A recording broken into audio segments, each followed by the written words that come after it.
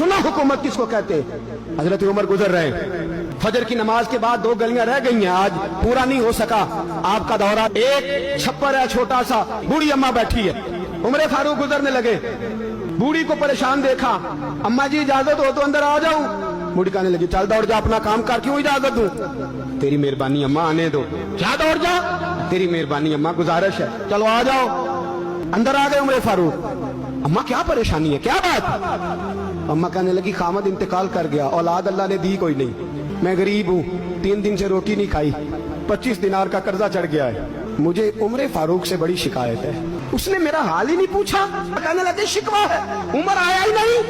तो उमर कहने लगे अम्मा उमर को क्या पता कि तू इस हाल में है? कहती है नहीं पता उमर को, तो उमर से कहो छोड़ दे हुकूमत, उसके हवाले करे जो खबर रख सकता है। हजरत सैयदना नाफे फरमाते हैं जिसके सामने किसरा और रूम के बादशाह कांपा करते थे, मैंने उस उमर को बूढ़ी अम्मा के सामने कांपते हुए देखा। राशदारी है उमर फारूक का। दौड़े गए, 25 दिनार लाए, राशन रख के लाए, रोटियां पकाई, बूढ़ी अम्मा को खिलाई। कहने लगे अम्मा 25 दिनार ले ले और चल, गलती हो गई, उमर को माफ कर दे।